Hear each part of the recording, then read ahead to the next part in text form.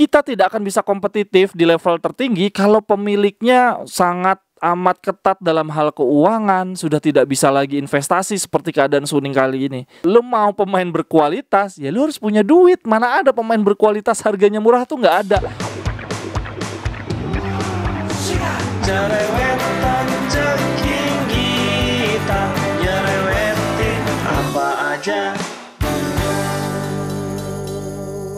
Teman-teman yang sedang kalian saksikan saat ini adalah Cerewetin Intar. Apa kabar teman-teman semua? Hari ini gue mau cerewetin berita-berita terhangat dari klub favorit kita. Tapi sebelumnya gue mau ngingetin bahwa gue jualan kalender dan udah dijual di Shopee juga. Jadi untuk teman-teman yang kemarin-kemarin nanyain, ada link Shopee-nya nggak bang? Udah ada ya teman-teman, silahkan cek di kolom deskripsi. Oke, lanjut untuk cerewetin yang pertama. Ada kabar baik menurut Sky, Barella dan Calhanoglu cuma cedera ringan.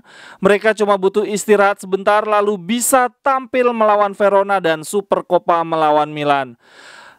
Syukurlah gua nggak sanggup ngelihat Aslani Gagliardini melawan Milan. Semoga Mkhitaryan nggak kelelahan ya karena dia main terus. Dan semoga Brozovic juga udah bisa main lawan Verona. Jadi gelandang kita komplit. Menurut gua kombinasi terbaik lini tengah kita tetap kirinya Calhanoglu, tengahnya Brozovic, kanannya Barella. Lalu babak kedua Mkhitaryan dan Aslani masuk. Di pertandingan lawan Parma kemarin kan terlihat bahwa Aslani mampu mengemban beban menjadi motor permainan kita baik menyerang maupun bertahan. Kabar berikutnya dari Opta, menurut data mereka ada 4 pemain Serie A yang sudah mencetak minimal 10 gol di semua kompetisi. Yang paling atas ada Victor Osimhen 11 gol, lalu ada Edin Dzeko dan Lautaro Martinez serta Embala Zola dengan 10 gol. Ini berarti ada 2 pemain Inter sudah mencetak 10 gol di semua kompetisi. Gokil nih, ini satu-satunya duo. Tapi menurut gue yang paling luar biasa Enzola sih, karena kan timnya dia cuma main di Coppa Italia dan Serie A ya. Sementara Osimhen, Dzeko dan Lautaro kan main di 3 kompetisi. Mereka punya peluang mencetak gol lebih banyak dibandingkan Enzola. Lalu kabar yang berikutnya datang dari bursa transfer teman-teman. Salah satu pemain incaran kita di posisi gelandang, Alcaraz, ternyata justru bergabung ke Southampton. Kita kalah bersaing dengan klub level Southampton teman-teman. Kita kalah duit, kita semiskin itu. Kalau menurut gua ya, proyeknya Suning di Inter sudah seharusnya selesai sih, udah mati. Terlepas dari grafik atau penampilan kita di tahun 2023 ini ya, mau kita menang lawan Napoli, menang lawan Monza, Parma, atau bahkan Supercoppa nanti, kalaupun menang menurut gua sudah saatnya Suning mundur sih, udah nggak kuat lagi. Kita tidak akan bisa kompetitif di level tertinggi kalau pemiliknya sangat amat ketat dalam hal keuangan, sudah tidak bisa lagi investasi seperti keadaan Suning saat ini. Masalahnya kalau yang diincar Suning atau Zhang cuma untuk memperkaya diri sendiri, ya buat apa beli Inter, mendingan dia beli Alfamart atau Indomart lah. Memang sih sepak bola itu permainan tim, tapi ya tetap kita harus realistis lah. Kita harus punya pemain berkualitas dan tidak ada pemain berkualitas yang harganya murah. Ini kan sekarang posisinya kita butuh banget penyerang dan gelandang tengah ya, karena Brozovic udah sering cedera. Untuk posisi penyerang terakhir kita ngincar Thuram, sekarang Thuram makin dekatnya ke Chelsea. Terus kita butuh pemain tengah, kita ngincar Alcaraz, setelah deketnya Southampton. Dan menurut gua ini efeknya bukan cuma ke soal prestasi ya, tapi bisa-bisa manajemen kayak Marotta mundur karena merasa bahwa Inter tidak punya proyek yang bagus. Pemain-pemain mahal jelas tidak bisa bergabung karena kita nggak punya duit. Pemain-pemain muda potensial juga nggak mau bergabung kayak Alcaraz karena melihat bahwa Inter tidak punya proyek ke depan yang menjanjikan. Per hari ini ya teman-teman, kalau kita mau jujur-jujuran mengevaluasi proyek Suning nih ya, yang pertama, mereka mendapatkan sponsor baju yang tidak kuat membayar. Aduh, parah banget. Yang kedua, kita kalah bersaing membeli pemain melawan klub-klub kecil. Kita nggak punya kekuatan uang melawan klub-klub kecil Liga Inggris. Teman-teman, udah pada punya kalender tahun 2023 belum? Gue bikin kalender temanya Inter. Wah, ini dari Januari, Februari sampai Desember ada foto-foto pemain Internya. Nah, yang menjadi menarik adalah ini gua tandai nih pakai warna biru-biru, ini adalah jadwal pertandingan Inter. Jadi teman-teman bisa langsung tahu. Oh, di bulan Februari ada 5 pertandingan Inter, tanggal 6 lawan Milan away.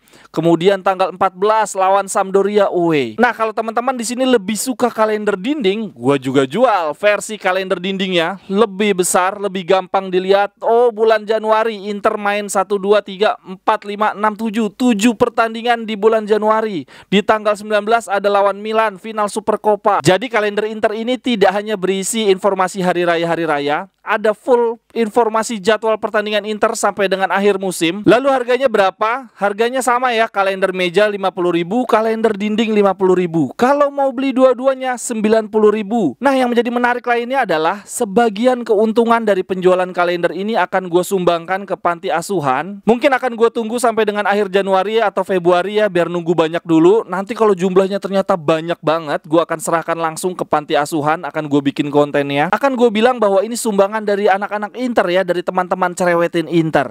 Anggap aja ini sebagai bentuk aksi sosial kita di awal tahun 2023. Sekali lagi ya teman-teman, silahkan dibeli kalender Inter, harganya 50.000. Ada kalender meja, ada kalender dinding, berisi lengkap jadwal Inter. Gue jual di Tokopedia, link pembeliannya ada di kolom deskripsi. Terima kasih banyak teman-teman, Forza Inter.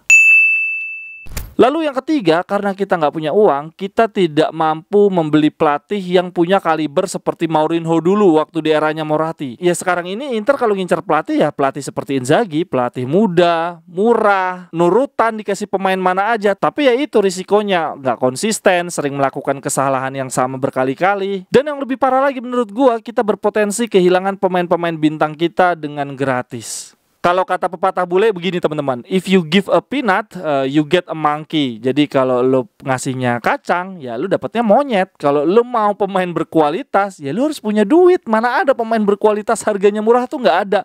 Oke, dapatnya free transfer, tapi kan gajinya juga harus tinggi. Bayar gaji pakai uang, bukan pakai kacang. Begitu juga dengan pelatih ya. Kalau mau dapat yang kalibernya Eropa seperti Tuchel, Jurgen Klopp atau Pep Guardiola ya uangnya harus gede juga. Nggak mungkin uangnya kecil untuk gaji mereka maupun memprovide mereka dengan pemain-pemain bintang. Jadi menurut gua di tahun 2023 ini, terlepas hasil akhir Inter seperti apa, apakah dapat gelar, apa terlempar dari zona Liga Champion, menurut gua Suning cuma punya dua pilihan. Yang pertama berhenti, yang kedua harus balik berinvestasi ke Inter seperti 5 tahun yang lalu. Dan kalaupun invest ya nggak cuma ke sisi pemain, kita tetap harus rekrut pelatih hebat, staf kepelatihan yang hebat, tim dokter yang hebat, lalu sisi manajemen, marketing juga begitu. Karena kan sekarang lawannya Inter dan klub-klub Serie A yang lain adalah klub-klub Liga Inggris yang udah luar biasa maju banget. Bahkan tim sekelas Inter yang ada di papan atas kalah bersaing memperebutkan pemain ke Southampton coba. Itu kan berarti gimana kita mau ngejar Liverpool, mau ngejar